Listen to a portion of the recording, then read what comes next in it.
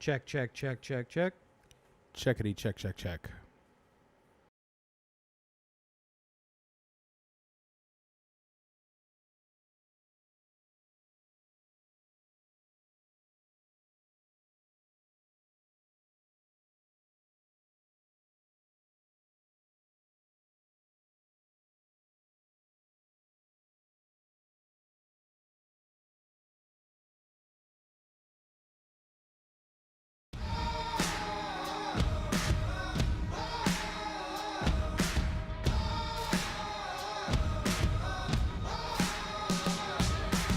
Hey everybody, it's Rob. We're just about to get started with this week's episode.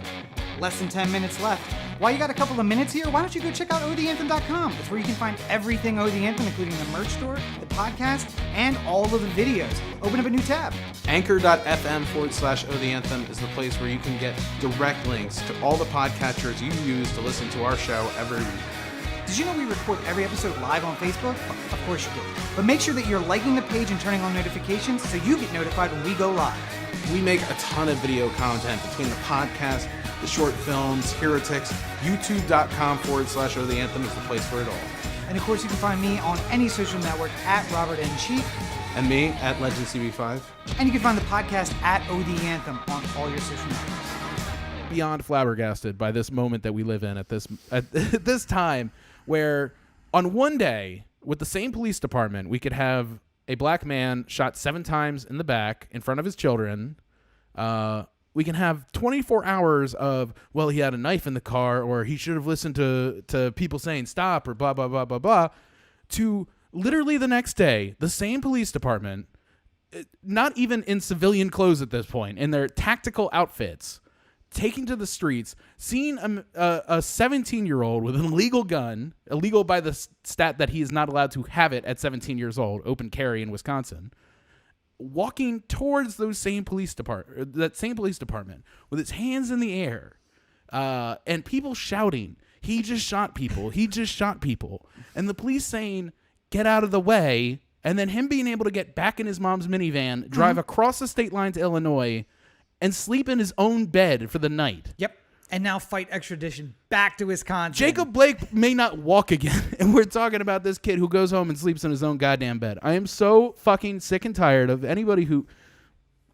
Usually I don't want to get into these types of specific things because Fox News is just a device to help inflame the rage. Is there to inflame you? Inflame the rage of the far right and the people who disagree with the far right at the same time. Mm-hmm. But Tucker Carlson going on his show and saying that the lack of the lack of control over protesters is why everyday American citizens feel like they need to go into towns with guns to protect property is beyond the pale of reasonable arguments to be made at this exact time. I think back to times where there was some situation, I can't remember the exact details, but it was they did a version of it on West Wing where a hero cop was going to be mentioned at the State of the Union, and then they did a little research on him, and they found out that like 15 years earlier, in like an armed robbery, he had shot somebody. Yeah. And that there was an internal affairs investigation, but it didn't go anywhere. And then they talked to him afterwards, and they're like, we can't have you as a part of the speech tonight because people are going to find out about this. Yeah. And it's going to look bad that we have you up there. And he's just like, no, I'm a good cop. That was a misunderstanding. I was cleared of that. It's just like, we can't take the risk. We can't do it.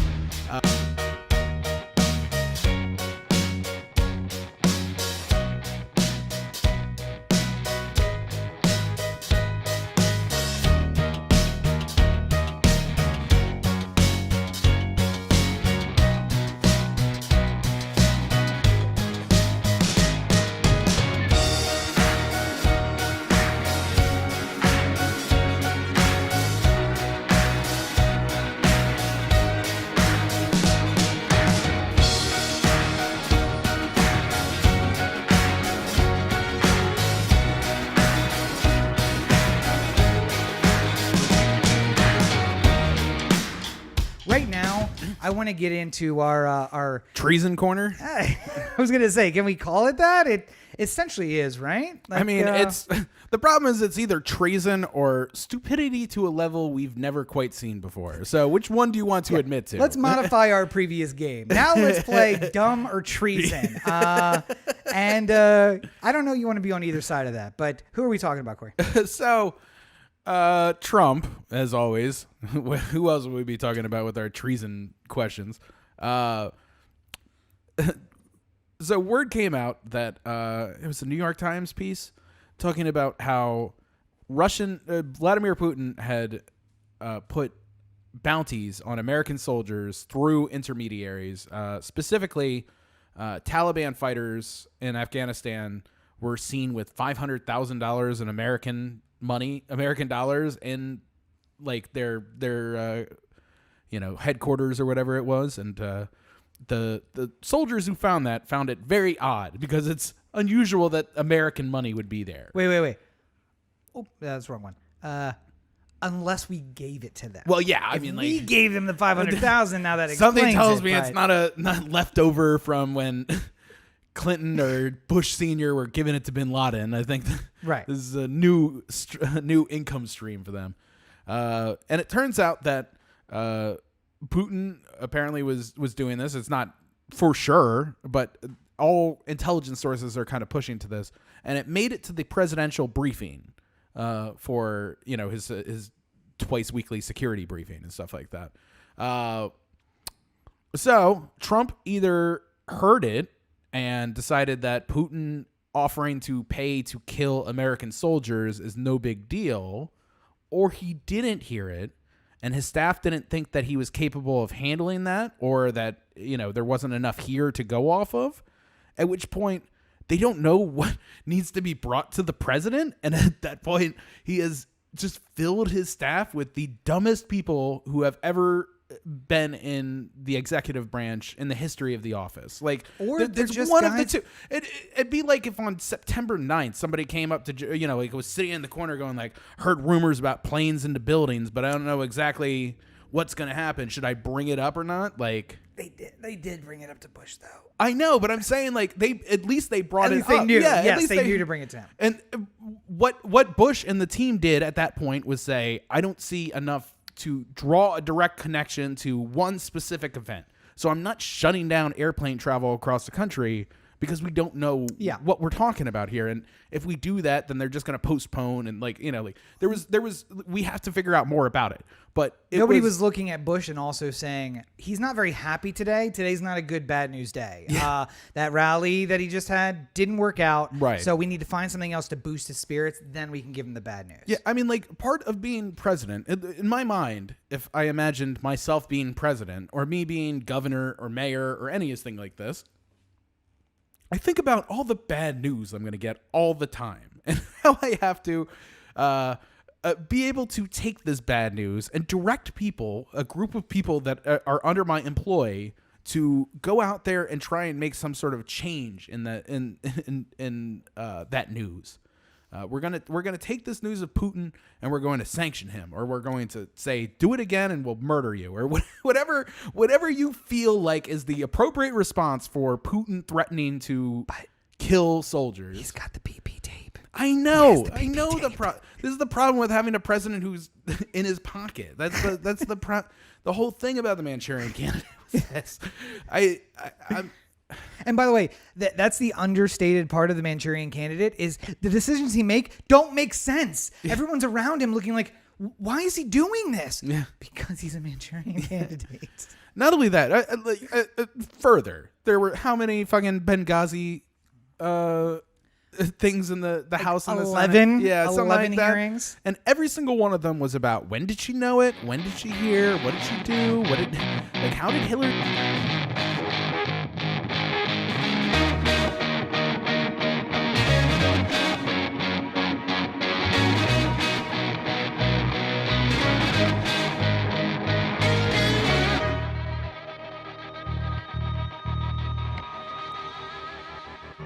This week on the Oh the Anthem podcast, we discuss who in this world is losers and suckers, and guess what? It is not the veterans who died for this country.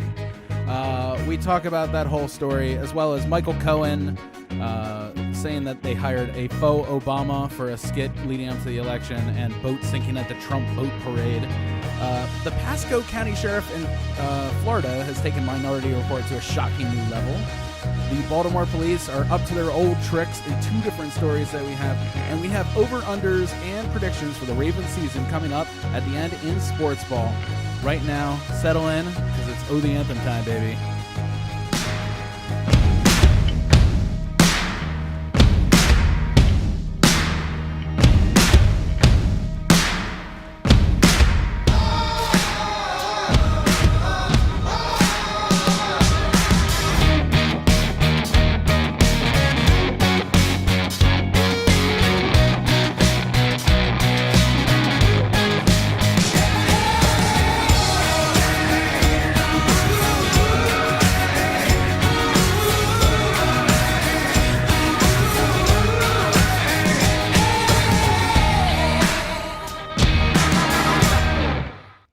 Guys, it's 111 degrees today in Los Angeles. I am not fucking around. This is Corey, and this is the Oh the Anthem podcast. Good afternoon, everyone. It's Rob. Welcome to episode 335 of the Oh the Anthem podcast, coming to you from the hashtag OTA LA studios, high above the 110 freeway.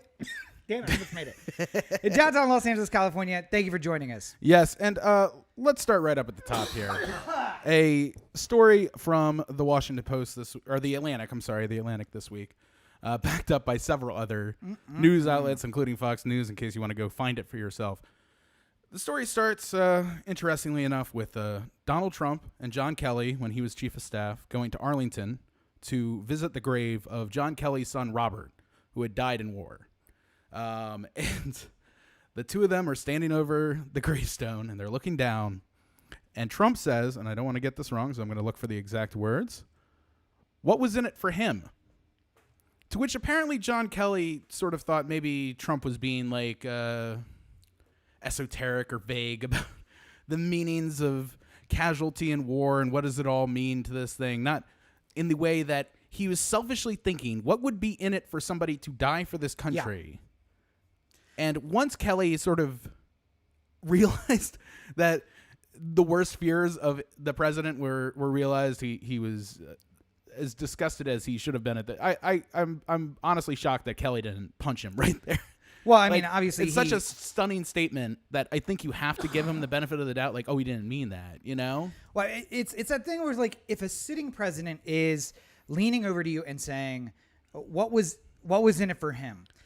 I would take from that, if I leaned over and said that to a veteran, I would say that I would hope they take that meaning to be, we need to do something good with this republic. We need to do the hard work right now because he went and he died to protect this country. Yeah. And we need to make it worth it for that kind of sacrifice. But that's not what he meant. What he meant was, hey, my name is President Bone Spurs, and I am completely a narcissistic, selfish person who would not go sacrifice myself for anyone, let alone the ideals of a country. Right. So what's in it for him to go and die for that?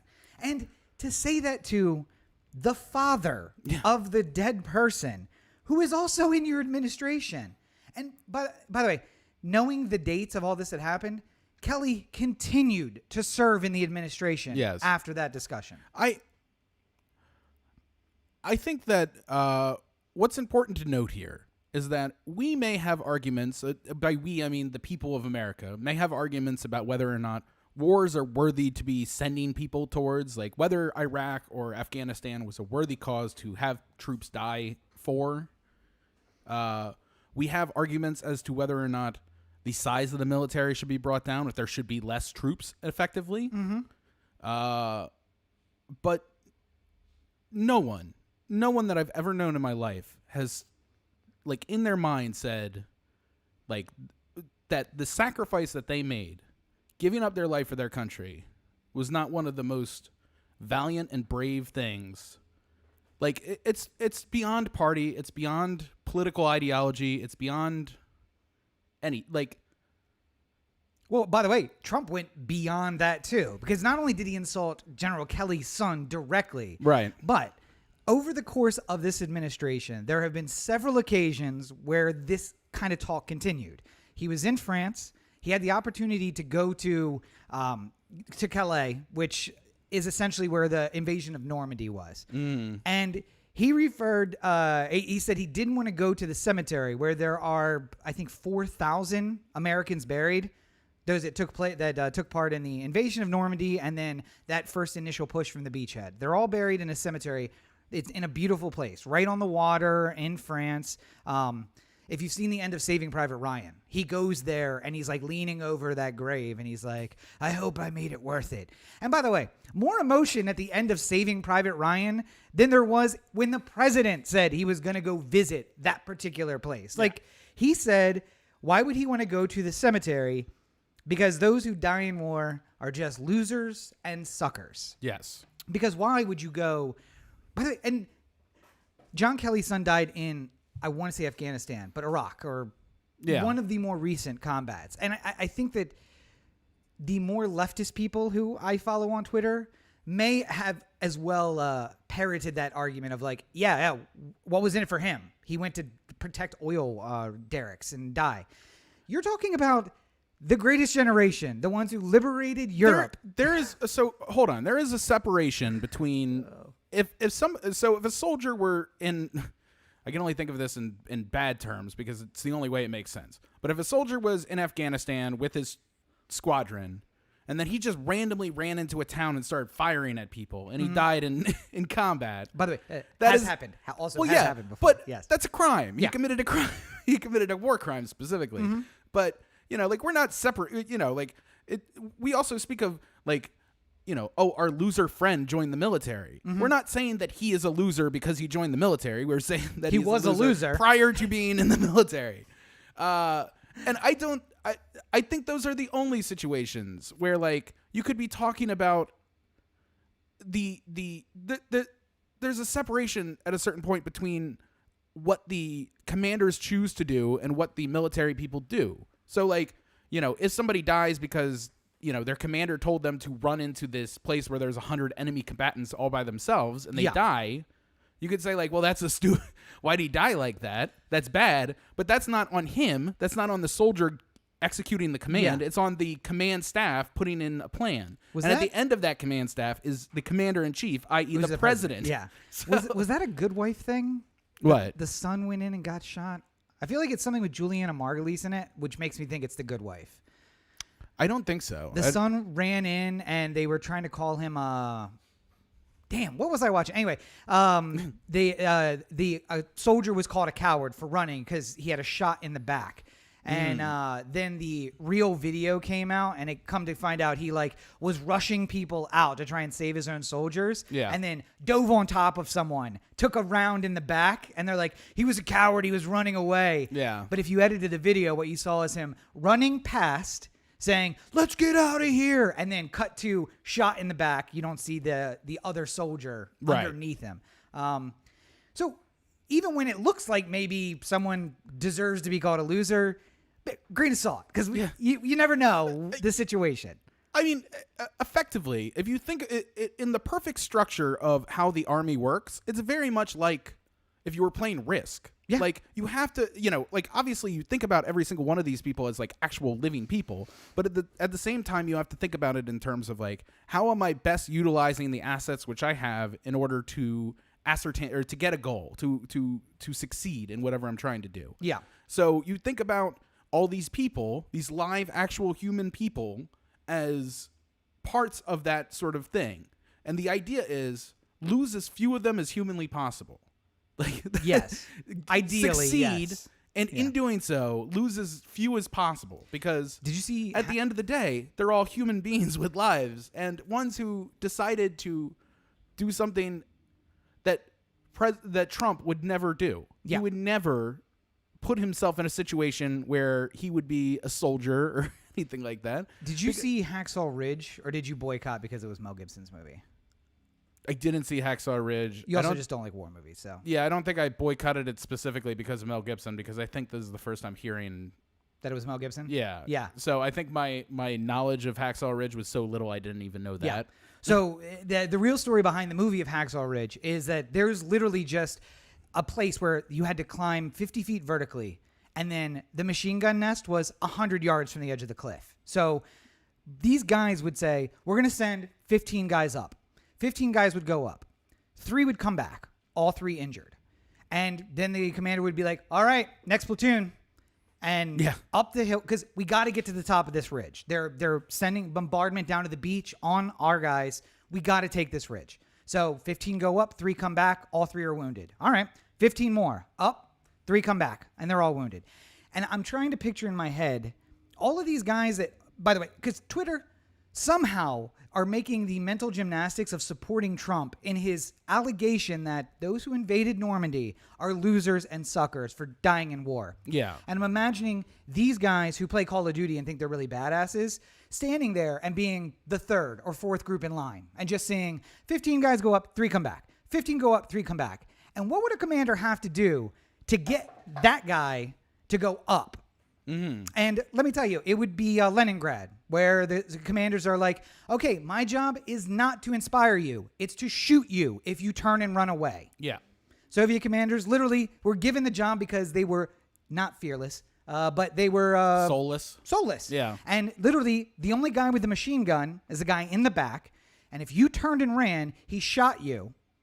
Just so to set a lesson for everyone else. You keep going forward. And I'm like, all of these Call of Duty guys who are like, first of all, you're playing Call of Duty. Yeah. The whole thing is based on World War II, but the disconnect where like, I'm going to do the mental gymnastics of defending the president saying that men who invaded Normandy and died are losers and suckers.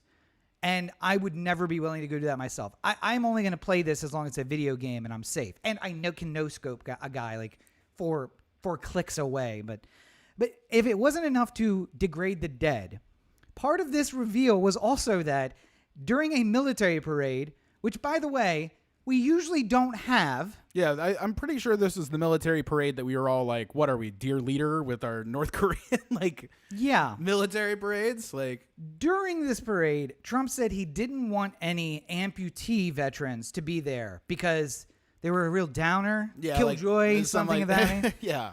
So we don't want to bring people down, like. Well, and honestly, that is also something that they do in North Korea. The people who you put in the parades are always the fittest. Yeah. I don't want people to see that they could get injured or killed if they go fight. It's always, look how fit our boys are, and they're going off to war. That's why they're always doing the high kicks, too. The high goose stepping and all in line, because look how awesome we are. But behind the war in Afghanistan and the war in Iraq are 70,000 injured people, from lost limbs to traumatic brain injuries where the guy looks absolutely fine. IED hit the Humvee, flipped it over, and his brain got shaken for 40 seconds, and he can't feed himself. But looks like a totally normal guy. And I mean the PTSD conversation, too, which is, I think that while we're talking about this, I think there's a lot of people who have this thing in their head where PTSD is only the people who've gone over the deep end, gone crazy per se. But PTSD is all the time, and you never, from time to time, I had a concussion once, and from time to time I would get a migraine. Yeah. And it just, out of nowhere, I just wake up one morning, and I couldn't do light, I couldn't do noise, I couldn't do anything. I was in bed the whole day trying to avoid being awake as much as I possibly Just could. to be clear, though, Corey did not get his in the theater of battle, unless you want to consider the intramural field at Hofstra University, the field of battle, which is where he picked his up. It got flipped vertically by like a 7-foot tall dude. That was no joke. I got back body dropped on my head. Jesus Christ. But no, I mean, so it's PTSD is not necessarily the vision that we have of somebody who's gone round the bend, shell shocked, like the full on, or we'll periodically have these moments where he's like screaming out about there's enemies in the trees or something like that. Yeah. That is the worst case scenario of what happens here. But so many of the people who come back, even if they look normal and well adjusted and can maintain a normal life, doesn't mean that they're not dealing with. It's like depression. You don't see it. You don't know when somebody is like. They could be at their lowest level. Robin Williams, funny guy doing funny shows. They showed the video of Chester before he killed himself too, from Lincoln Park, where the day before he was with his kids laughing and having fun. He was at the point where he was so low he was ready to take his own life. Yep. PTSD does not need to be the flashing red alert thing, which it isn't even treated that way right now. Like I had a friend. We can take a walk down to Francisco Street here in downtown Los Angeles and see the little tent city, and I'm Some of sure those we're guys. going to find 20% of them to be veterans of some kind. Yeah. And of Maybe those higher. of those veterans, we're going to find that alarming amount of them are wearing underpants on their head and doing things that we associate with somebody who has lost control of the situation. Yep, but I had a friend who joined up in 2001 and went, and for 2 years when he got back, he slept in the basement.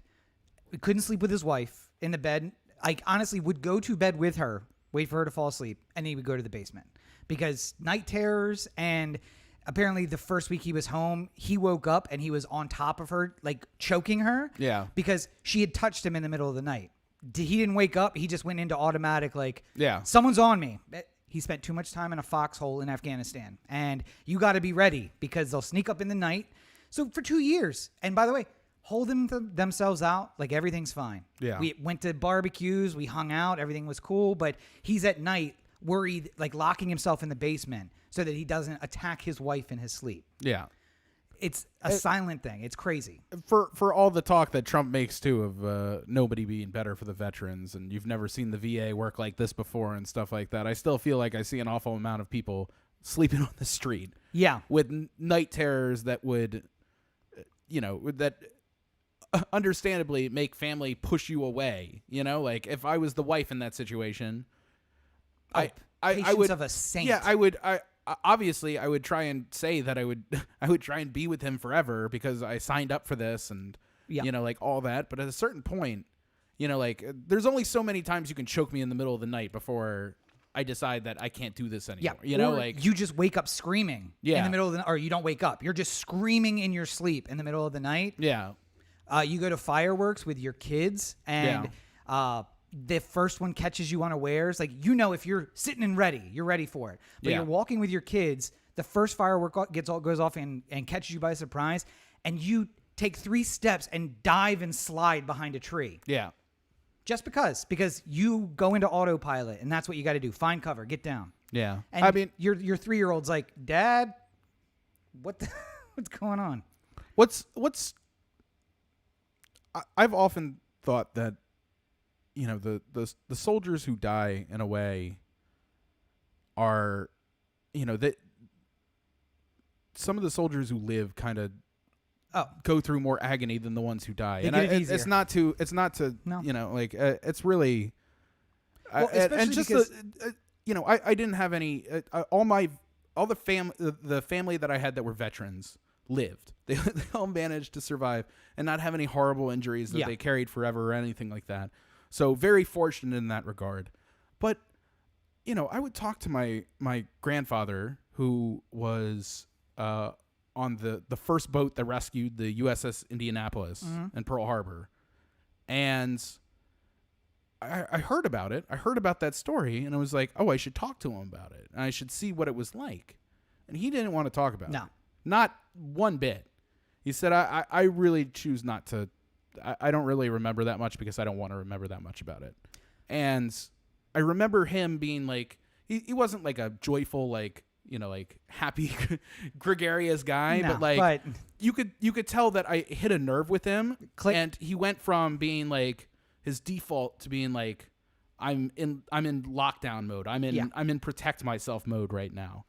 Well, And it's I couldn't ever properly find the words that would describe how I feel about people who especially the ones who willingly signed up to go. Oh yeah. Like I want to be a part of the people who signed up on September 12th to fight whatever it was that got it. We didn't even know what the hell had happened, and there were people signing up the next day to fight. Recruiters in the high school, by the way, like September 13th, there were 5 recruiters in my high school. Yeah. And I mean, like, there again, we can have difficult conversations about how the military operates and whether or not they should do certain things or whether they should be responsible for certain things. Yeah. Recruiters in high schools, like when everyone's emotions are really high, it might seem in poor taste, but that's a discussion separate from the people who serve, the people who are part of this. And I just, if I was Mitch McConnell, if I was anybody who had a R next to their name, I'd be taking out billboard space and Times Square. I back the troops. To me, there is nothing more automatic in this world than the people who are willing to die for you are to be honored in a way that is reflective of the sacrifice. Yeah. And there's people, we talk about the cops a lot, and some would argue that they die for us too. And I would argue that I would say that it's a little bit different. Yeah. And almost the fact that I appreciate the fact that somebody signs up to be good, but then I feel like there's systems in place that make these very different organizations and structures. But I also never say that, some cop who died trying to save somebody from a fire, good or no reasonable human being ever says that. Different context. But I was going to say also, so a country like Germany, you sign up for 4 years to go in the military. We don't even do that anymore because, by the way, you can't get enough people to volunteer for 4 years. So I think we're down to like 2.5 years now. But in Germany, you sign up for 4 years. Your first year, part of your training is how to become a soldier. Part of your training is how to deal with the fact that you may take someone's life in service of the state. Yeah. Your last year is deprogramming you from being a soldier. So every time that they have a soldier come in, you really get 2 years of soldiering, prepping you to be a soldier, deprogramming you from being a soldier. Right. America, even when we had 4-year enlistments, was like, all right, you sign up day one. We're going to throw you in boot camp, and as soon as I can get your boots on the ground somewhere, I'm going to send you. Yeah. And then as soon as you're done, here's your bus ticket to Topeka. Enjoy your life. Like, there were people who had their enlistments run out while their group was on tour, and literally it's like, you are going to go out on this march today. Yeah. And then when you get back, there'll be a plane waiting to take you to Germany and then on to the United States, and good luck, soldier. So you may have killed someone on your patrol today, and tomorrow you're going to be in bed with your wife. Yeah. Again, but maybe choking her in the middle of the night. But again, if any politician, like Joe Biden did this right. I hate when I can say those words out loud, but Joe Biden did this right, where somebody asked him the question, and he has very real feelings about this because he was vice president when Bo was in war, and he would go visit Bo in war, and he knew that the decisions that he made might impact his son.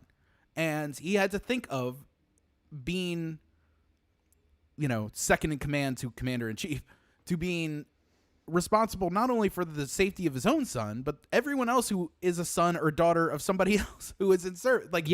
Every one that he is fighting with is also a son or a daughter. And so, by the way, Bo, further to his credit, more Prince Henry than Prince William, where as soon as his dad got into office, they would have pulled him out. Absolutely. He becomes a target at that point. Yeah. But he continued to serve in his line unit, just using the example, Prince Harry, where he actually was serving under a different name. No one knew what unit he was with, and Harry was not listed anywhere. Yeah. It was like, no, it's just another soldier in another unit.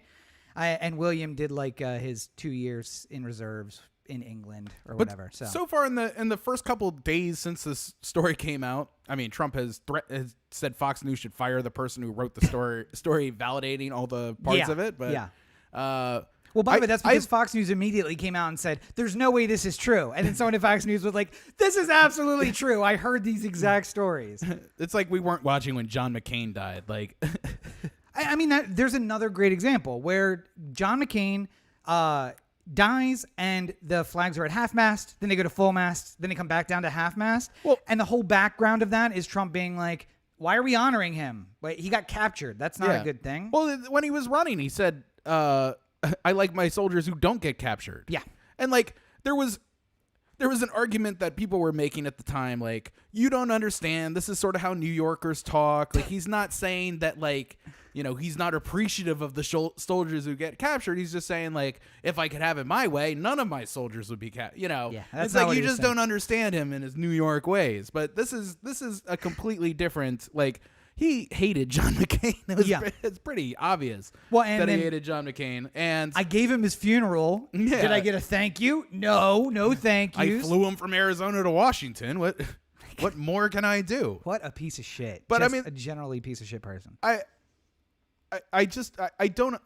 The fact that the only response has gotten heated enough or has gotten emotional enough that it was Joe Biden to break through is the real problem here. Yeah. Because if I am a voter in Kentucky or a voter in Maine or any of these swing states or like any of these states where McConnell's pretty safe, but I would still want to know, do you feel the same way about that all the troops are losers and suckers? And if you do, then why? And if you don't, then why does Trump still get to be like, why haven't you sanctioned him? Why haven't you done anything to what was it? Not censure. Why haven't you censured him? Like you can do things here to exert some force on this situation. The best picture that I've seen come out of this was a dumpster outside of a neighborhood outside of Fort Bragg and just chocked to the brim with Trump signs. Yeah.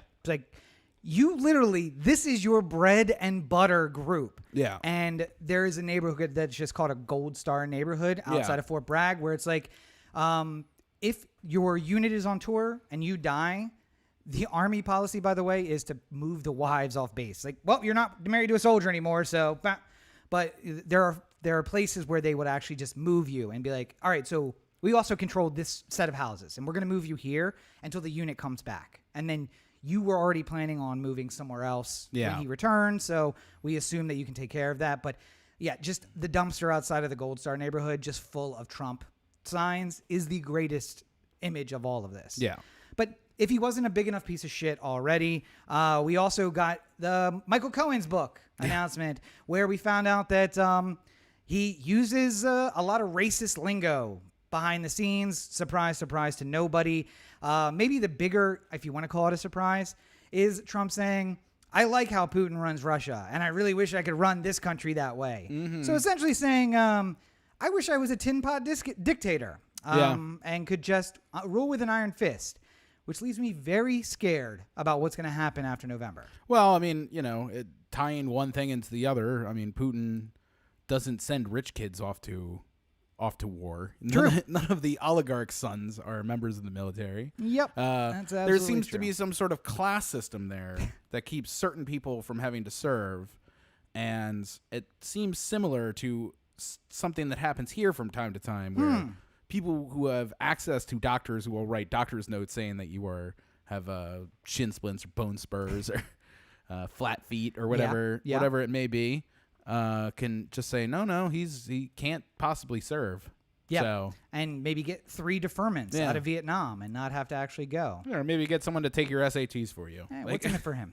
And just one final note on Trump, and I can only hope, given my upbringing, that this is God saying, guys, let's wake the fuck up now. But there was a boat parade on a lake in Florida this week, at the Friday, I think, and some of the boats were swamped and others were just fully sunk during this boat parade. And there's a lovely image here right next to me of the rough waters. Apparently, when they set out, it was completely calm. And much like Moses and the Red Sea, the water just rose up and became very angry and capsized some boats. The sea was angry that day, like a Jewish man trying to send back soup at a deli. But, by the way, I don't know. Have you also seen the conspiracy theories about this? You know what? Hold on.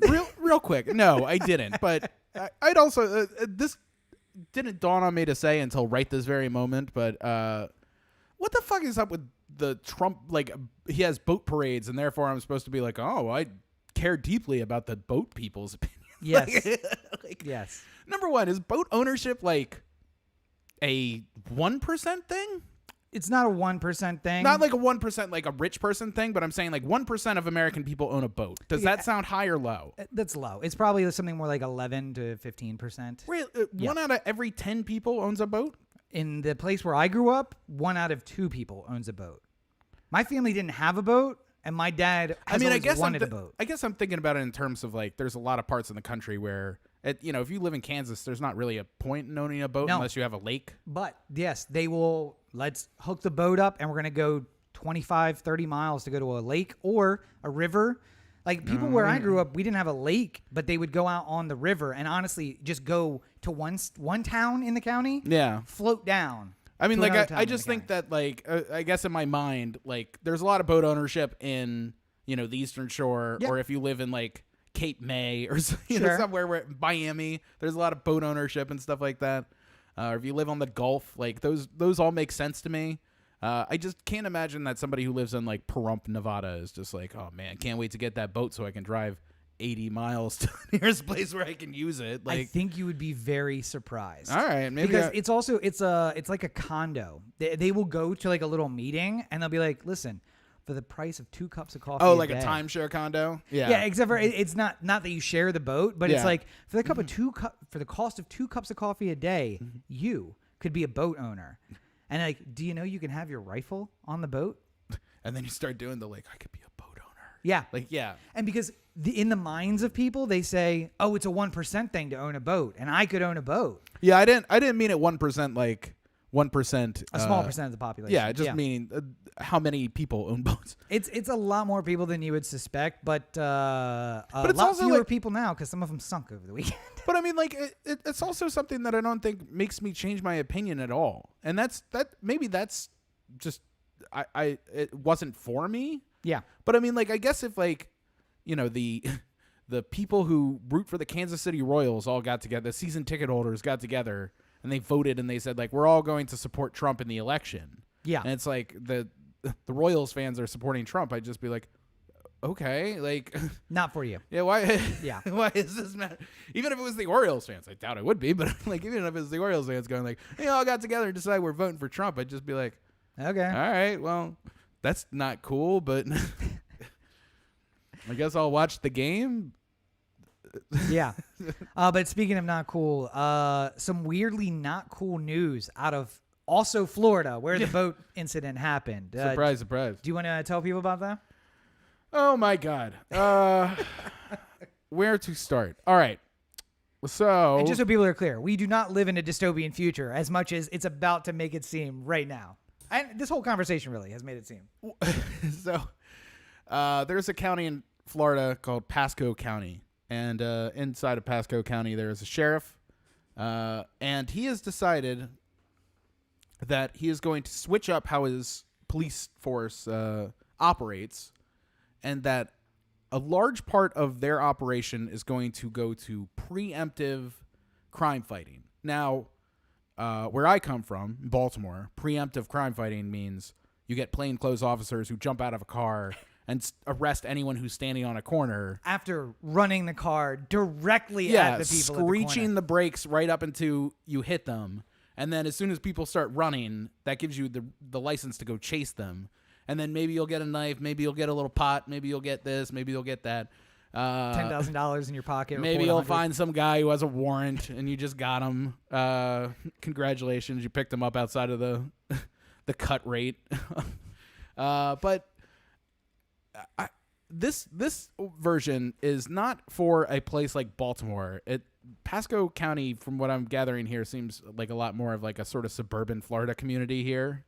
Yeah. And there seems to be some troubled kids, but I wouldn't argue that they're criminal masterminds or anything like that. No. Basically, what he has decided is he's going to take the top 5% of people who are most likely to commit crimes and just put a lot of pressure on them, including twice a month having the cops just come into your place, just break down the door, come in, try and catch you doing something. Yeah. Bringing you in for some charge, on a half dozen of occasions. But just imagine every 2 weeks you get paid and then the cops come busting in the door. Like, you can't, it's the most unbelievable. And the one of the kids, the 15-year-old, like, he did something, that was wrong. I think he like stole a car or something like that. Yeah. Was what was in the story. Like, yeah, not great that a 15-year-old stole a car, But, like, I also would like to see a world where this 15-year-old learns from this moment. By the way, that was a really dumb thing I did, and I should have thought about it more, and if I did, then I wouldn't have done it. And now I'm going to be a productive member of society and deal with the consequences of being a felon and not being able to vote. He went to juvie. Yeah. Got out and immediately said, I'm not hanging out with those same people anymore. I got new friends. I'm going to a new school. But there is no way to input that data into this minority report system. Yeah. It's all just what's the data say? And he ranked high. Well, and the problem is that part of how this fucked up algorithm that they've created, thinking they're goddamn Google in the garage. I know. Is like, like every single time the cops are called on somebody, that moves them up the point scale. Like everyone in town has a point listing next to them. Yeah. And the top 5% are the ones who really get fucked with. The two daily times, touch. Yeah. Some were getting daily touches. Or like you're just driving around and then you just see cops on the corner like looking at you go past. And it's just like, how do you live your life and not like, and if you could argue, if the problem is there's not a single person in this world who is on the scale that deserves this kind of pressure. Mostly because I can't imagine any of this is legal. You can't. Well, see, that's the problem, Corey, because what you forget is we all break laws every single day. Oh, yeah. It was Tacitus, a Roman scholar, who said the death of a civilization or death of a republic can be matched by the increasing number of laws that are passed. Because as the republic dies, the goal is we need to keep the people under more and more control. Yeah. And the way that we flex that control is on us. So, yes, you may violate 3 or 4 laws every single day. You don't get caught. But if I have you under my eye and I want to put pressure on you, I can get you for those. It's also not the like, like I'm sure maybe there's some law in the books for California where like when you extinguish a cigarette, you need to do it in a 2-step process where you snuff and then cover. Probably like there's some sort of like law somewhere deep within. Well, you're definitely not supposed to throw it out the code. window of a moving car. So well, whatever. I'm just saying like whatever people do, other people. Yes. Not ones who could be implicated in this hypothetical. Someone who isn't me. Yeah, somebody who isn't me. Let's call him Bori Corey. His last name's Corey. That's a good cover. Yeah. You'll never know. No, but I mean, like, there could be some law in the book about like how to properly extinguish a cigarette, and because I dip it in water, I'm not properly doing it. Nope. And I could be in violation of the law. And somebody sitting across the and freeway. if a police officer across the freeway is looking with binoculars and waiting for me to do it, and then bust down the door every time I do. Yep. That seems like it's not a valuable community resource. Like it just seems like you're fucking with people. Yep. In Wall Street, they call this picking winners and losers. If you choose which companies are going to get the either the watchful eye or the like let them run kind of thing, you're choosing which companies get the unfair advantage of winning or losing. Yep. So this is specifically what this sheriff's department is doing, just choosing who is going to be the ones who commit all the crimes and then focusing all their terror on them. And pretending that it's somehow scientific because, it's based on data. It's not based on... Yeah, but you started your data from a flawed place because people of color are naturally going to have more of a criminal record. Yeah. And essentially, they are being the KKK without... I mean, cops are KKK. Let's just be honest. It's you wear your hood at night, you wear your badge during the day. But what it comes down to is the goal, as stated by the sheriff, was to either stop crime before it happens or get them to move out of the county. Yeah. Because it's not necessarily about anything stopping crime, really. What they want is, we want our citizens to be safe. And if you're going to make them not safe, we want you out of our county. Yeah. So go move. And people were moving. The harassment was so great that they were moving out of the way. And, I mean, I don't think we can even... we'll have to get the story and put it in the show notes to make sure that people can read it because there is so much that we cannot even go through what these people were doing. I'll tell you right now, it's a nice long read. It took me probably about 20 to 30 minutes to get through it all. But it is chock filled with things that are just, and here's the worst part. Police departments do this from time to time. Mm-hmm. They come up with some sort of fucked up system. They find some small town in the middle of nowhere and they say, okay, Ogden, Utah, just picking a random place. Your police department is now going to arrest left-handed people and only left-handed people. All left-handed people. Yeah. And if they're right-handed, let them, find some reason to let them go. But if they're left-handed, fucking plant drugs on them if you have to, but arrest them.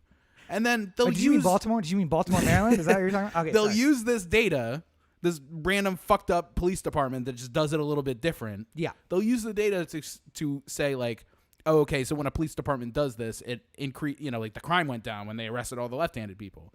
So that must be a correlation between one thing and another. So if another police department somewhere else in America just randomly starts arresting a lot of left-handed people, by the way, I'm saying left-handed because we all know why people would get arrested more than other people, but not they're left-handed. Let's not get into all those possible reasons. They can use the data of, well, we actually had a police department that did specifically this, and they had a 10% decrease in crime over the year in which they did this thing. And so the fact that the Baltimore Police Department, who just got in a lot of trouble for arresting a lot of left-handed people for no good reason, it's actually backed up by some degree of science. It's worked before. And that is what happened here. Essentially what they did is they brought in some experts, and they built a system based on experts. Yeah. Then they let it run for a while. And the experts said, this is not turning into reliable data that we can trust anymore. And the police were like, okay, yeah. And then they stopped listening to the experts, and they kept doing the thing because minor crime was actually prevented. But what I'm going to tell you is that was also because they hired more officers who were just patrolling beats within the county. That stops broken window crime. Yeah. Having cops in the neighborhood always there stops crime. Also, I would imagine the other part is like every neighboring county had a relative decrease in crime at the same time. Yeah. But violent crime went up during that period. So it's like your goal is to protect people, but you're actually arguably causing more violent crime because it went up despite going down everywhere else. And I just don't understand. I do understand. It's exactly what Republicans are doing all over the country. We're picking and choosing data that fits the end result that we want. Right. And when someone says, this is why it doesn't work, you call them fake news and then move on and continue doing what you're doing. But even though he's been called out, and even though he said, oh, no, we have the backing of this doctor, and then CNN's like, next up, we have the doctor who says he doesn't back this program. This guy, they said, oh, well, we have training from this one guy who's a massive, like, very infamous trainer. And it's like, no, I'm in no way associated with this program. Yeah. And then they, like, produced receipts that 2 of their officers went to a training in which 3,000 officers were there all at one time. Like, you're not working with him. You sent some guys to his training, then they came back and trained your department.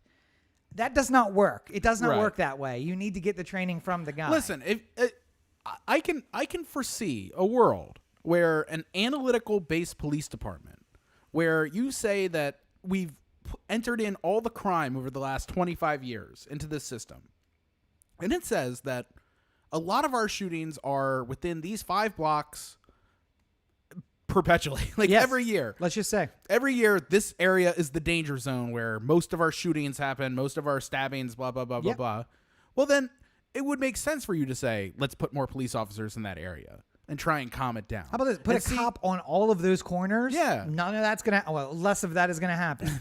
But I mean, like you can, there's ways that analytics can be used hypothetically for good in policing. But the problem is that the people who will be deciding how those analytics are used are the police, and they can't be trusted in this regard. So, if a town, if Pasco County board voted on this new analytical approach to policing, and they installed people who would be monitors of this situation, then if there's mistakes that are made and some 15-year-old gets razzed every 2 weeks, then perhaps you could say, okay, there's clearly a flaw in this system. We need to examine it. There's going to be, you got to break some eggs to make an omelet, they say, but this is clearly just targeting and harassing people.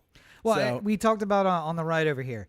I don't object to City Watch style camera systems. I don't object. In fact, I am encouraged by body camera usage. But those things cannot be controlled by the same police who are then going to control the output of the data. You cannot do that. Shall we take a little walk down to the Baltimore corner then, if we're going to... I think we should, where you get the straight dope. Indeed. But speaking of the City Watch, that's not really the story, but I would just say we've talked a lot of trash about City Watch cameras and the body cameras and all that, but it always comes back to the same thing that got.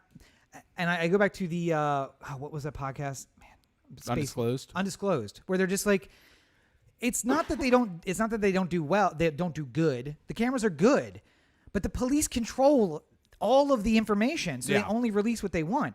Have City Watch be a private NGO. Yes, they're paid for. It's paid for by the government, but it's separate. They don't report to the police. And as you pointed out, if you get into an accident at North and Charles Street, you as a citizen should be able to be like, hey, can I get the City Watch camera at this time of day? Yeah. And 5 minutes on either side from this intersection? Sure. But right now you can't because Baltimore police control it. And I'm sure that would come with a monetary donation to the cause, and much like getting court records would.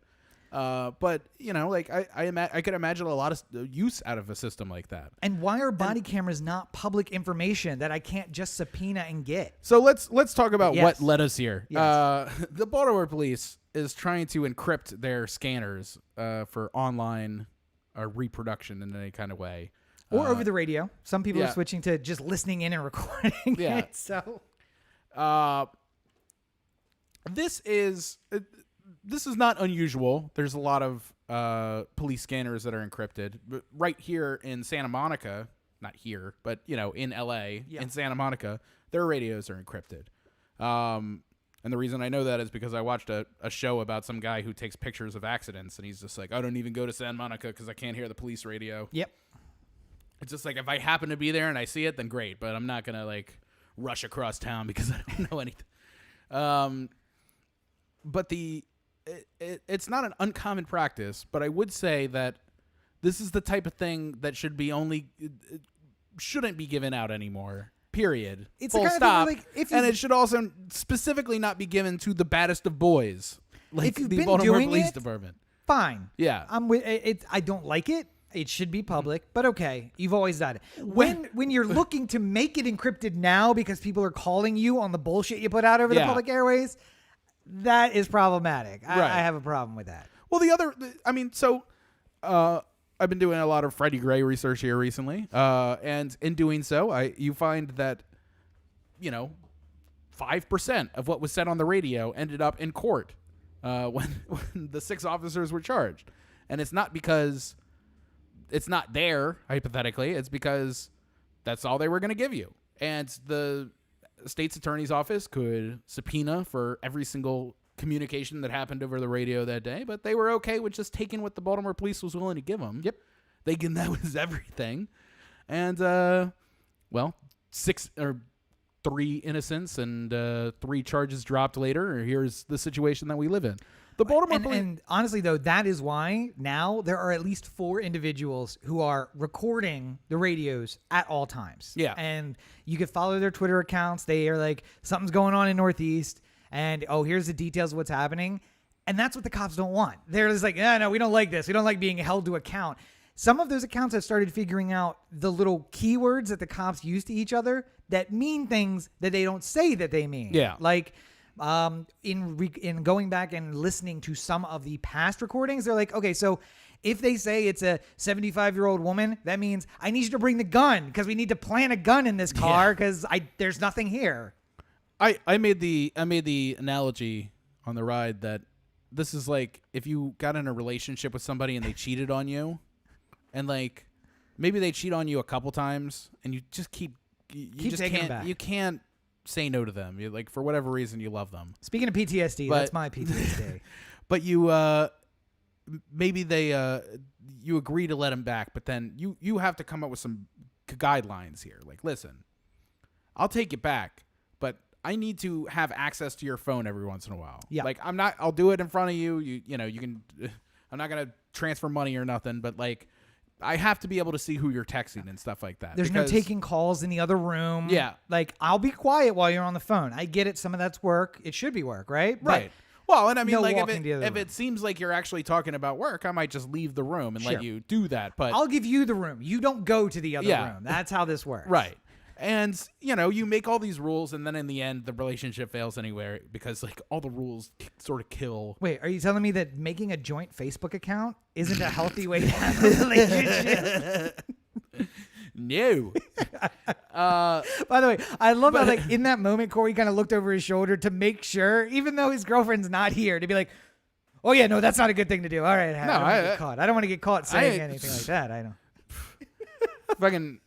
Fucking Rachel and her friends have like their location shared with each other, and I just go like, I keep saying, "You want to see what would happen if Rachel asked me to do that? Come back with a fucking warrant." Well, and if that wasn't the worst news, go ahead. I'm sorry. The police are not allowed. If they were very good boys and they did everything right and they never fucked up and they certainly didn't just cost the city millions of dollars in the settlements that they had to make on the gun trace task force because court rulings are about to come back and they're about to lose. Yeah. Also, if they didn't fight the fact that they don't have to cover said lawsuits because when they're acting as thieves wearing their badges, that doesn't make them cops. I don't know why would you think he's a cop just because he's wearing a uniform because and a he's badge? clocked in at the time? That makes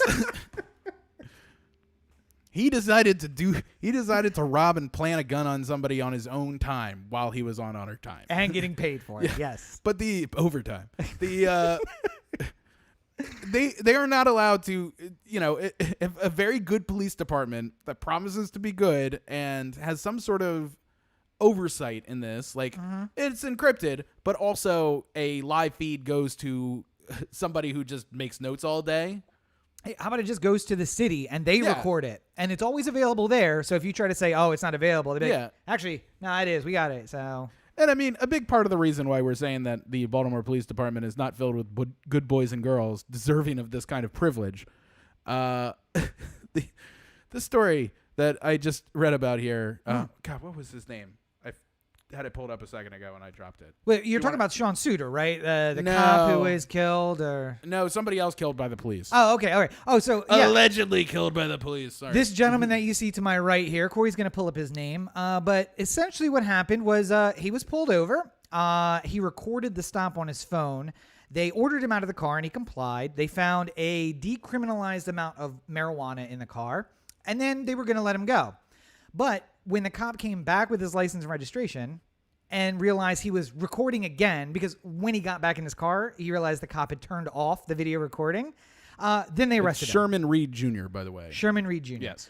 They took him to lockup. Then at one point they pulled him out of the cell, took him to the bathroom or to a side room, and then returned him to the cell. And immediately when he walked in, he said, that wasn't here when I left because there was a small baggie of white powder in the cell. In the same place where he was sitting prior to going to the bathroom. Yeah, so of course they ram him up against the cell walls and somebody comes in with the gloves and then takes it. Well, first he asked, is there any black officers in this department that I can speak to? And nobody came. And then the white cops came back and they're like, what's this? Yeah.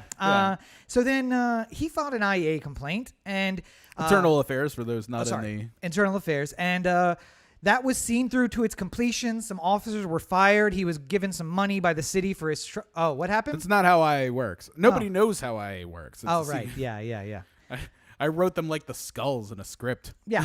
But the what actually happened though was that right before he was supposed to go days away from having his meeting with IA, he's killed in his own home. Yep.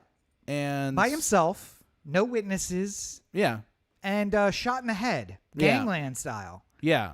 And apparently the Baltimore Police Department is not answering any calls in regards to the family asking about this. Yeah. Homicide is not doing anything about it. No one's investigated at all. No one's asked. It was a big enough crime, though, that the mayor at the time, Jack Young, commented on it. City council president, now mayor-elect, essentially a mayor-elect, Brandon Scott, commented on it. It was a notable murder in a city that gets quite a lot of murders. So it's weird when one becomes enough that the mayor comments on it. And I mentioned Sean Suter there. You'll remember that happened on the street and in an alley, in an alley, but out in public. And the Baltimore police allegedly. No, wait, they wasn't alleged they did it. I mean, they straight up shot him and killed him before he got to speak to IA. It was first reported that it was a murder, and then somebody changed it to a suicide. Suicide, right, yeah. Because then Suter's family couldn't get his pension if it was a suicide as opposed to him being murdered by And the as police. you know, shooting yourself in the back of the head is very common in a suicide. That's But I mean, like we have to keep a certain legal framework going here. Sure, so yeah. we'll say allegedly, but allegedly 95% of the people I talked to in Baltimore the week that it happened, because it was also right before Christmas. Yes, I went home yeah. for Christmas and it was fresh in people's minds. And I was saying like Sean Suter, and to a person, 95% of people were saying fucking cops killed that cops guy. definitely killed him. Yeah. He was about to testify. Cops killed him. And if that is not, and again, across socioeconomic, political, everything, like everyone agreed. Yeah. Cops killed that guy. That was the general feeling on the street. And I don't think that you would probably get a similar amount of people saying the same thing if this wasn't if this was Sean Suter, something on the same level that people knew this story. The problem is that something like this happened already. We talked about the gun trace task force there a little bit.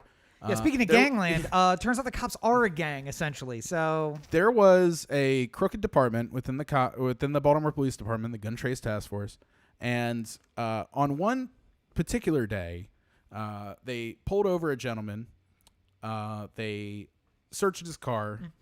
They found a gun, which he alleged was planted, and they stole his money, about like $10,000 or so in money. And didn't write that they seized it. They just stole it, pocketed it. Yes. And then it was their money. That money was going to pay back a debt of some kind. I don't remember exactly what debt it was, but it was. It wasn't a mortgage. No. Let's say that. Let's something akin to a gambling debt or something like that. Let's say that. And he was arrested, and he went to jail, and he spent some time in jail until the judge could see him, and then he was let go for a little while. And while he was home, he was murdered in his front yard in front of his wife and kid for not paying back that debt. Yeah, not by the cops. Let's be clear. They didn't Not by shoot the him. cops, Yeah. but murder's still unsolved. So Yeah. let's not rule out possible suspects.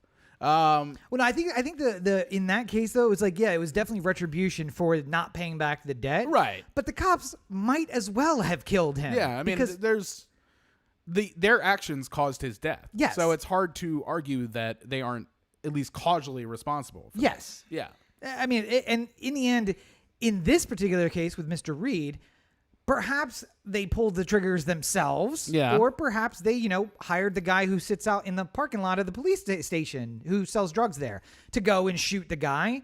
They don't have to pull the trigger themselves when your actions lead to the death of someone. Yeah. And it's convenient for you because now they're not going to file a complaint or they're not going to follow through with their complaint. I got questions. Yeah. And I'm also not going to give you encrypted radios because what are you going to do with them, honestly? They shouldn't have gotten the fucking spy plane that they got, which, Yeah. by the way, has not yet solved crime. Like, Funny You- how that works. you know how quickly they would be holding a press conference with the spy plane right next to them if this actually solves some sort of goddamn murder? Yeah. It hasn't.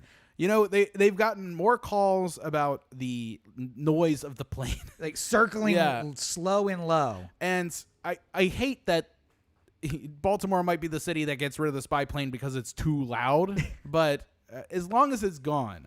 Yeah. But also, if it had solved any crime, you can bet for sure the chief would be out on the landing pad before it could get back and land with like, all right, everybody, we're just very excited. We're waiting for the plane to return. We actually solved a case using the spy plane. You want to know why? Because they held a lot of fucking press conferences for the gun trace task force. Yep. And he's like, Yep. oh, our valiant members of the gun trace task force collected another 3 guns this weekend. When they actually collected 6, but 3 of those got to be saved for drop guns at a future point. So, Well, why arrest somebody with 2 guns? One gun's going to lock them away. It's fine. It doesn't matter. It's just an excess of guns. Just carry one for the next one. So, anyway, that's the Baltimore Corner. Where you get the straight dope. So, a quick aside also, I just want to mention this so, in future years we can remember. It's Labor Day weekend, so I hope everybody is going to enjoy a safe weekend. If you're in Baltimore, be careful because obviously crooked ass cops. I mean, be careful. And if you're in LA, also be careful because apparently a portal to hell has opened up and the heat from therein is escaping into the air here. Yeah. It is currently 109 degrees in downtown Los Angeles. Mm-hmm. And that means in the valley, it's somewhere around the boiling point of steel. I can't imagine. The other side of the world is just not fit for man or beast, generally speaking. But today, it's got to be especially bad. And, I'm already seeing a lot of things about all the people who went to the beach and stuff like that. And, Yeah. The city and the state and everyone is coordinating as to like when they might just suddenly shut down the beaches if there's too many people there. Well, it's going to be the county and the state now because yeah. everybody at the city got furloughed, including the mayor. So 15,000 employees for the city. Nobody's working. Just all sent home. 15,000 furloughed, and hopefully the Chief Moore gets fired. Yeah, I mean, we can. That would save some scratch. Always happen. By the way, also, everyone's getting furloughed. Budget request went in about a month ago when we already knew we were in dire financial circumstances, and the LAPD asked for more money. Right. Just like they are all around every city in this entire country, murdering people, asking for more money, and ignoring the fact that budgets are going to be unbelievably low this year. Well, you see, they're riding on the high of a lot of right-leaning media saying that the gangs and the violence in the streets is crippling every single major American city. Well, that's what I heard at the RNC, so I imagine it's got to be true. Well, at some point, we'll descend more into that topic. Yes. But by the way, never been safer to be a cop. There are officially 9 jobs in the United States that are more dangerous than being a cop. Usually it's only 5 or 6. Usually just like people who work in like oil derricks and coal mines. Yeah. I mean, trashmen are always up there above police officers. They're more exposed. They're out in the element, like they're hanging off the truck. Hanging off the truck, sure, yeah. I mean, it's, they're in the street for an hour a day. Cops are there, for all day. But that, anyway. But they're inside the car, you don't have to worry about hitting one of those dangerous potholes and going flying off into another dimension. It's never been safer to be a cop, so don't believe the hype when they're like, we're at war out on these streets. No, you are not. Anyway, so that, if you are, it's a war you started, by the way. That, of course, brings us to the last topic of the day. And, we've been talking about the MLB. We talked a little bit about the NBA, especially last week. But the third of the trifecta of real sports, because we don't count hockey or soccer as real sports, is about to begin. But before we do that, we, of course, have to say that we're entering sports talk.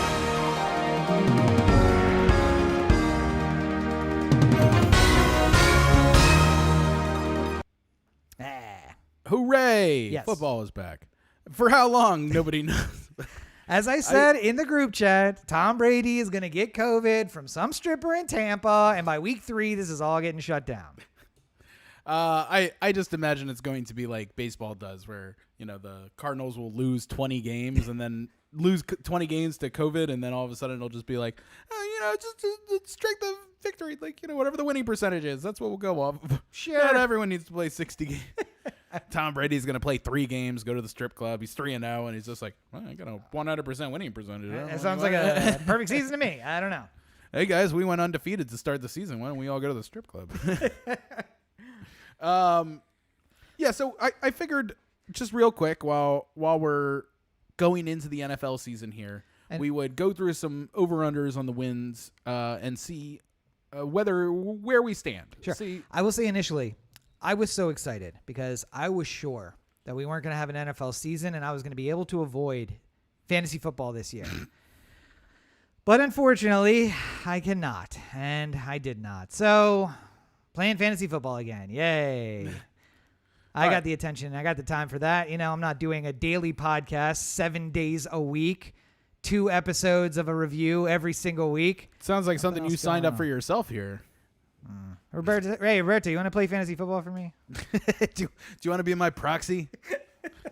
I'm just going to auto draft 7 kickers. They're the safest ones in COVID season. They have no friends on the team. They don't go out. Social They're real boring. distance. Yeah. Can wear a mask. Doesn't impact their performance. They're always standing 6 feet away from other players. It's great. The punter would be good for this, too. Of course, there's no fantasy punters. So. Oh, that's right. Damn it. Unfortunately. They don't score points. We don't play in a fantasy punter league. What the fuck? All right, I want an all punters fantasy league. Let's do this. 32 teams. Fucking end it. All right. So, let's start with the AFC North, where we are, Sure. where our team, the Ravens, are, and start there. Cincinnati Bengals. Do you have a feeling on where they go in a 16? Oh, are we actually going to go through every single team? Oh no, I figured okay. we'd select some good ones. No, I don't even listen. I think that it's clear based on performance last year that the Ravens are going to be at the top of the AFC North. I haven't heard anything in this offseason that has made me think differently about that. I hate the Bengals just out of general principle. Not as much as I hate the Steelers, but they're always been a dirty team. So I'm going to go ahead and say, having known nothing about this at all and done no research, I'm going to call the AFC North at, let's say, Ravens, Steelers, Browns, Bengals. Okay. That's pretty chalk, I think, to how it's looking. Hey, I've done no research. Look at that. But the over-under here, so we got Bengals at 5.5. Okay. We have the Cleveland Browns. Let me do this alphabetically. It'll be easier that way. 8.5. Okay, so they would finish further back then, theoretically. Pittsburgh Steelers 9.5. Oh, dang. Okay, man. And then the Ravens at 11.5. Oh, so wait, so yes, because the bigger the odds, the more likely they are to be. Well, it's just the straight over-under. So they are figuring that to win, the Ravens would have to win 12 or more games. Yes. To if you're hitting the under, they would have to win less than 11 or less games. Okay. So, basically this is Vegas's way of saying they think the Ravens will win 12 or will win 11 and a half-ish games. Yeah. All right. So I was close there except for the no. Steelers. Yeah, you had Browns, the order right. Bengals. Yeah. Yes. All right. Is there any of those that you think might go for money wise? I think the Ravens over is actually not a bad bet. But I don't know if it's worthwhile because again, we don't know what's going to happen, and there may be a 6-6 team heading in because COVID just goes wild through the whole league, and somebody ends up losing a lot of games. We might have a lot of teams that are 3 and. I mean, it's an uncertain gambling landscape for sure, but for the season especially. Well, what makes me think that it's a good idea is that to go on the over is because the Ravens are coming back with everyone they had before. Mm-hmm. So training camp and practices and preseason, missing these things doesn't really impact this team as much because it's just about getting back up to full speed. Yeah, until you lose your quarterback in week 2, and then you lose a running back in week 3, and a wide receiver in week 4, and they start overlapping. If we do that, though, then we're probably going to lose anywho. I mean, that's just, people get injured all the time. Like, stars get injured all the time. There's no way of, saying that, this is very assumptive of people stay as healthy as humanly possible. Okay. And most specifically, I guess, Lamar. Like, if Lamar is out, then the 11.5 is probably out, too. Well, if he gets out by an injury, if he just gets out from COVID, then he only misses 2 weeks. And that's the one advantage I think we have is that, you lose a running back, that's okay. We got one behind center anyway. Yeah. You lose a wide receiver, all right, well, we still have 4 running backs with our quarterback as well. We can run. We ran. You still have plenty of wide receivers, too. You got 5 on the roster or so. And you got a quarterback who is learning how to read defenses. I do think he's going to do better. Historically, quarterbacks do way better in their second full season than they did their first because less jitters, reading defenses better. And look what Patrick Mahomes did in his second season, his second full season. I just think it's our time to lose, basically. Mm-hmm. So let's do it this way real quick. I'm just going to name off some teams at the bottom of the list. Okay. And you tell me if any of these make you go, oh, we should really bet some money on this. Sure. Okay. Jaguars 4.5 over under. No. They should play all their games in London. That's what they should do. Washington football team 5 games over under. So you get the rare opportunity for a push there. Yeah, I don't know that Washington's going to be as bad, and this is maybe because I listen to some podcasts with people out of Washington, and maybe they're hopeful about their own team, but I'm hearing a lot of this team is not as bad as everyone's saying they are. They have the pieces. The question is, can they put it together? They're probably going to be scrappy and win a couple games, but something tells me 5 is that's a good number for me. Okay. That's hard for me to.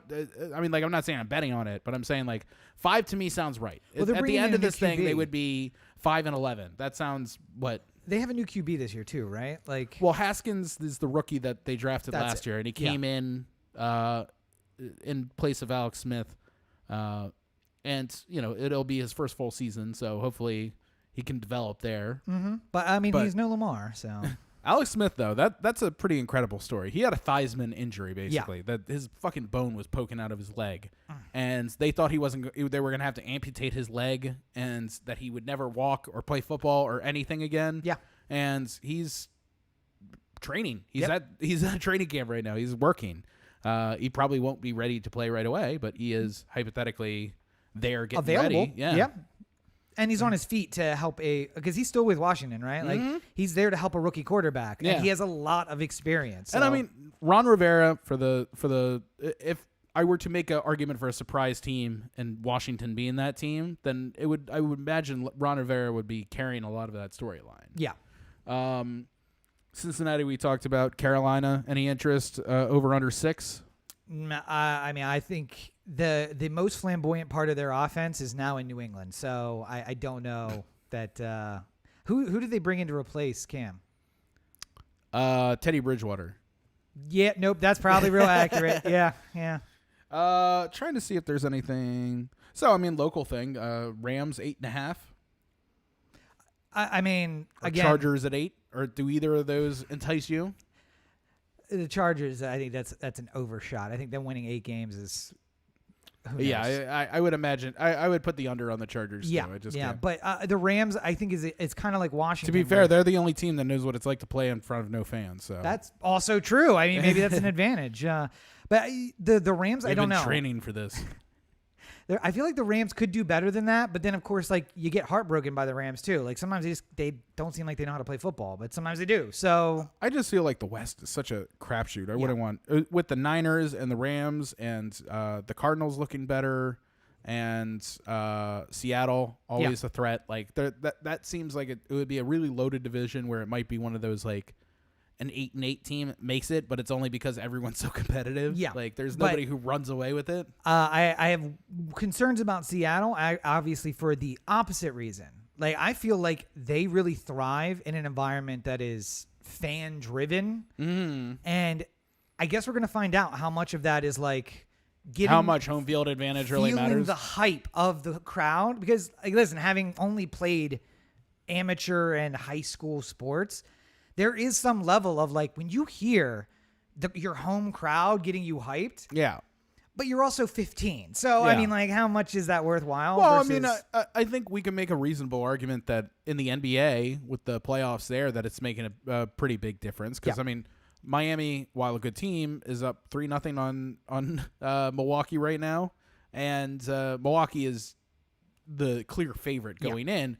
But neutral site, no fans, like this. There's no real home field advantage to either team when they're the home team. So I was going to say that Indy, Seattle are going to have the problems of like places where you could hear a pin drop when the offense is on the field. Yeah. And when the defense is on the field, it's just a jet turbine, roaringly loud, and not having that and being like, it always sucks to go into Seattle because it's cold and wet and you can't hear anything. Well, not anymore.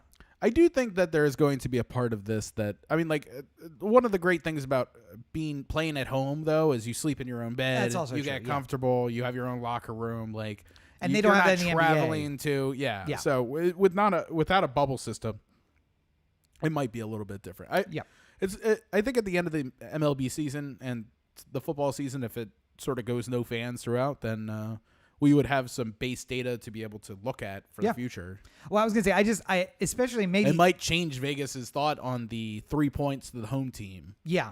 Like, because usually if it's an even matchup and it would be a pick'em and a You get neutral 3. site, it's Yeah. +3 to or -3 to the home team. Yeah. So I feel like, especially in a place like Indianapolis, where even Andrew Luck said there was something about playing in that stadium because you really felt like it was a practice field while you're on offense, and then it's so overwhelming when you're on defense. I don't know. I also feel like there are going to be people. If I was an NFL player, I wouldn't go home.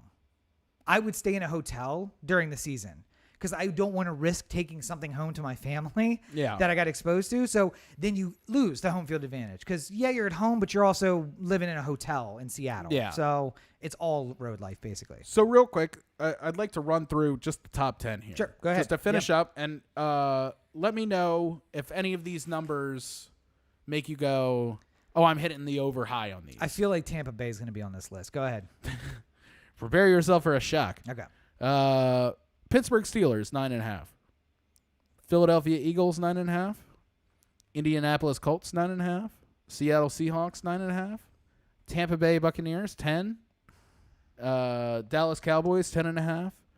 49 or Saints, 10.5. 49ers, 10.5. And then the Ravens and the Chiefs each with 11.5.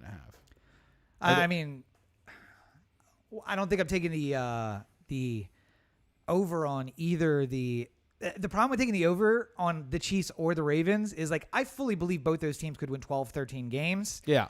But there's so much uncertainty with going into the season. I think it's rough. I think if you're a gambler, and we're talking about this obviously because sports gambling is much more legal now than it was the last time we did this. Did a season preview. I just feel like to me, if I have money that I'm going to Vegas to bet over-unders with, I am not touching anywhere in the middle because nobody in the middle here makes me think, other than the Cardinals at 7.5, I think that there is a potential that they could blow that out. No, I take the under on Tampa Bay. I don't think they're going to win 10. I mean, Houston at 7.5, I think that could be good. Las Vegas at 7.5, I think 8-8. That means you don't finish 8-8. Right. And it's rough. I don't know. I mean, I just think that like on a flyer, some of those would be good money values. But anywhere up top, like I just don't. It doesn't feel comfortable to me. I would say Colts under because Phillip Rivers is there now as a starter, and he's older, and he was already intercepted more than anybody other than Jameis last year. But so there's always the question: was it Phillip Rivers or was it the being in the Charger organization? Being in San Diego / Los Angeles? Yeah.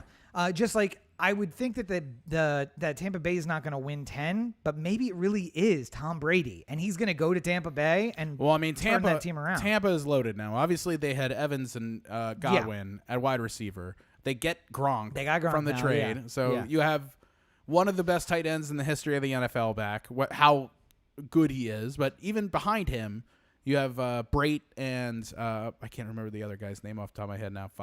But two very capable starting tight ends are behind Gronk on that depth chart. Brady at quarterback, obviously. And then the Jags just released Leonard Fournette, so he is now signed with the Bucs. Yep. So you have Leonard Fournette as well, a 4th overall pick just a couple years ago. The big question for the season is... And a good offensive line, a good defense. Not anyone... Defending Jameis is nonsense for the last few years. They're probably really good. The question for this season, number 2. Question number 1 is, what is COVID going to do? Question number 2 is, was it the coach or was it the player? Yeah. Was Tom successful because he had Belichick in New England, or is he really that good? Was Cam successful? And will he be more or less successful with Belichick in New England than he was in Carolina? Was Jameis? He's playing somewhere too, right? We literally have a half-point difference between, or half-win difference between New England and Tampa Bay. Yeah. So Vegas is roughly thinking that somewhere in the area of 9 wins is where both these teams are going to end up.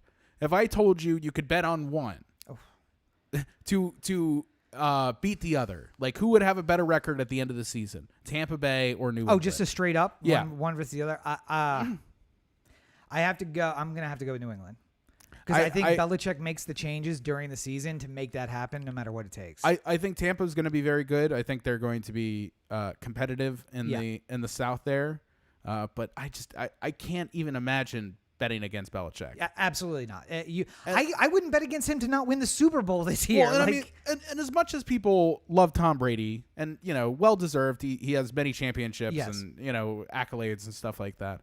I still feel like best case scenario, Cam Newton is a better quarterback than Tom Brady is at this point. I Younger. mean, we're talking about 10 years age difference or something like that at the very front. And even though Cam has had injuries, I still feel like there's enough. He's an MVP. He was good enough to be NFL MVP. So that means something. Well, I think the other problem, too, is you can have the best line in the NFL. You can have all of the weapons out there on the wings ready to go. But Tom Brady is 44 now. 42, I thought. 42. And he's a 42-year-old man, and you cannot protect him 100% of the time. And you get a flyer, a safety blitz that just catches the back of his leg, while he's running away. Does Tampa Bay win with all those weapons without Tom Brady? Yeah. Now, I 43 on Tom Brady. 43. I fully believe that no matter what happens in New England, Belichick finds a way to win.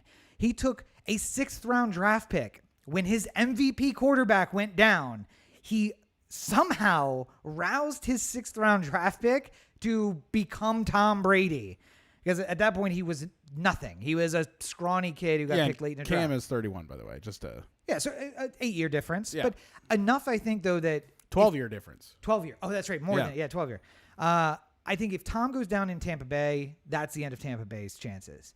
If Cam goes down in New England, Belichick finds a way to win around it. Because I just don't think the coaching in Tampa Bay, Jameis is not a bad quarterback.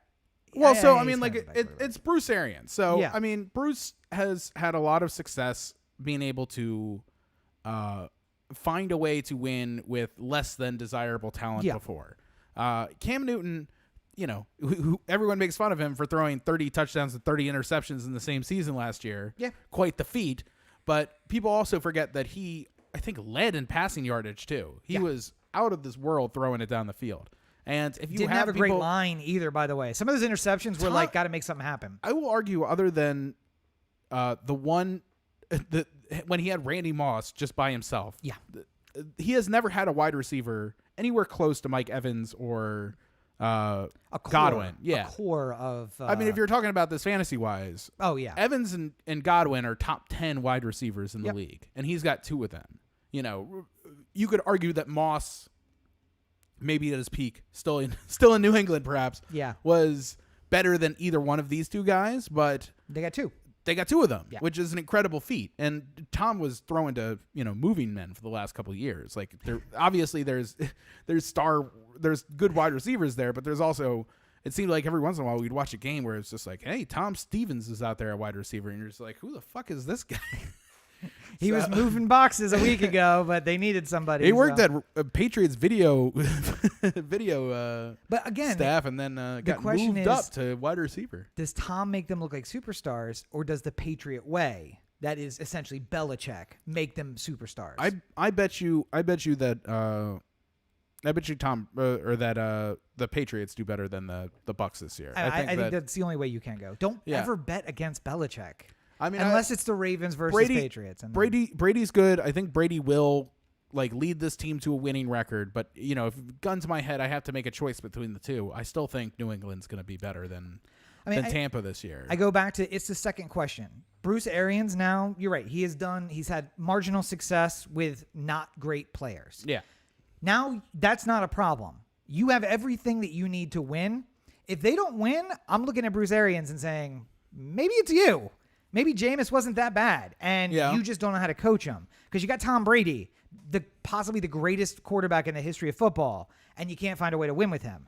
And then if you go to New England, you're like, Cam hit 30-30 last year, but Belichick's putting him in the playoffs? Well, so, putting in a Ravens perspective here, there was a lot of people when it was Joe Flacco and Tyrod Taylor together saying that Tyrod should start. Yeah. There was a big push for Tyrod. Stop listening to the fan, Corey. Why are you listening to one of us said it? But they're not wrong. The people who wanted Tyrod were not wrong. Yeah. Because Tyrod is a talented enough quarterback that he's started ever since. Yep. He's been a good, dependable starter. He is starting again with the Chargers right now. Oh, that's right. Yeah. Oh. I mean, he will lose that job to Justin Herbert eventually, whenever Herbert is ready to take it from him. But he's still a starting quarterback in the league right now. Yep. So how, what we were really arguing at that point, because both Flacco and Tyrod are of similar caliber that they can both start, was what made more sense for the situation we were in. And I think Joe, with the big arm and the fast wide receivers at the time, was the better play than Tyrod. Yeah, just stretch a field. Yeah. And if you have to threaten a 40-yard touchdown, then But it I mean, makes it like, different. you know, Harbaugh completely changed everything once Lamar was the quarterback. Yeah. Once he was the starter, everything changed. And I have to imagine that maybe there would have been some sort of world where everything changed if it was Tyrod too. If Flacco was just like, peace, I'm out. Like, I don't want to do this anymore. And Tyrod became the starter, then I imagine the offense would have changed to suit Tyrod. So I wonder, does Belichick come up with some sort of offense that completely fixes Newton or changes Newton, or is it more of a Bruce figures out how to work Tom Brady into the system? Like, how do you get the best of what you got in New England in Tampa so Tom can duplicate it? Honestly, if I'm Bruce Arians, I'm like, hey, Tom, you want to design an offense for me? And just let him do it. Because I do feel like the opposite is... Bruce walks in with his little hat, like, into Tom Brady's hey, office, Tom. just going like, we're thinking about signing Leonard Fournette. Ooh. By the way, a fourth overall pick. If you don't think Tom Brady had a say about the signing, you are out of your mind. But I do believe that Belichick will probably go meet with Cam and watch video of Cam and be like, all right, let me go design an offense that's going to work with this guy. There's been multiple reports out of New England. Take it for what it's worth. That Belichick has been giddy at what he's been seeing out of Cam, which is a word that I don't necessarily associate with Belichick. Yes. Giddy is not something I don't think I've ever seen him. I don't think I want to actually see. He's won giddy. Super Bowls, and I've seen him frown. Like, I don't know if I'm prepared for giddy. But I guess general logic here, feel free to object differently if you feel so. The only two things I'm really feeling comfortable is hitting the over on the Chiefs and the Ravens. Yeah. I think plus, 11.5 is I feel confident that one of these two teams, both of these teams could probably be 15-1, 14-2, 13-3 without too much trouble. So I feel like you're even buying yourself like in a weird loss if you think they're going to be 13-3. Yeah. But maybe they get fucked in one game and a Again, ref though, blows it. And question number one for the season, because Lamar goes down for 2 weeks with COVID, and now you're 14-2 no matter what. Like, you're not going to win those two likely. So, I mean, Patrick goes down for 2. You're probably going to lose those 2 as well. See, I feel like those two teams have enough talent around though that they could figure out. Like, if we lost Lamar for 2 weeks, just hypothetically, and RG3 had to come in and run the show. I forgot RG3 was our backup. I feel like he's good enough to keep the gears moving. It's a lot of running. I love game how we're and talking about a former number 1 draft pick, Heisman Trophy winner. I feel like he's good enough to run this offense. He might be able to do it. By the way, in the same style of the current quarterback, it's not like switching up styles. He's like, I'm going to run the run offense. Like you're bringing Vinny Testaverde in there. All right. All the design runs are out the window. But yeah, there's not really like. I think if anything, it's just this weird season that doesn't make me want to bet or like put a flyer on anybody unless I'm like really feeling confident about it. Arizona, like I picked out of here, like at 7.5. That feels like I feel like at the end of this, there's a chance they might win 12 or 13 games. Maybe that would be really above what they're expected to do this year. But I could see a breakout happening. Kyler does the Lamar Patrick Mahomes thing where in his second full year he unlocks himself. By the way, guess who I'm not taking in fantasy this year because you fucking disappointed me last year, Kyler. He was my. You know what the problem is though, that you're gonna say, no, I'm not drafting Kyler. He's gonna do really great this year. Yes, I know. Yeah. Much like Mahomes and Lamar before, he'll take that second season to win his MVP. And I'm taking. There is only one person you take in the first round. Hollywood has got to go in the first round. Don't steal Rachel's strategy. Somebody might take it. Oh god. But really, going through the list, I don't see a whole lot of like juicy lines here that are making me. Here's a question for you. We've talked about a lot of AFC teams. Yeah. It's almost as if the AFC Championship we've game, been talking about the Tampa Bay Bucks here a little bit. Who else is like the Cardinals? Yeah. Who else is competitive? The I NFC? mean, the favorites are the 49ers, the Saints, the Cowboys, the Bucks, the Seahawks. The same names that we Eagles. hear every single year. Yeah, I mean, like, but the problem is that I sort of feel like the NFC is just like there's a lot of really good teams, but not a truly exceptional team. Yeah. I think you could say that, if you're breaking off there, the Chiefs and the Ravens seem to be at the very top of the teams in the league. Yeah. At least prospectively. They play the game, we'll see what happens. But going in, it looks like those are the two far and away teams up top. I got a proposal for you based on that, though. Before you continue. Yeah. Proposal. Seattle comes to the AFC, Chiefs go to the NFC, and we'll let that run for a little while.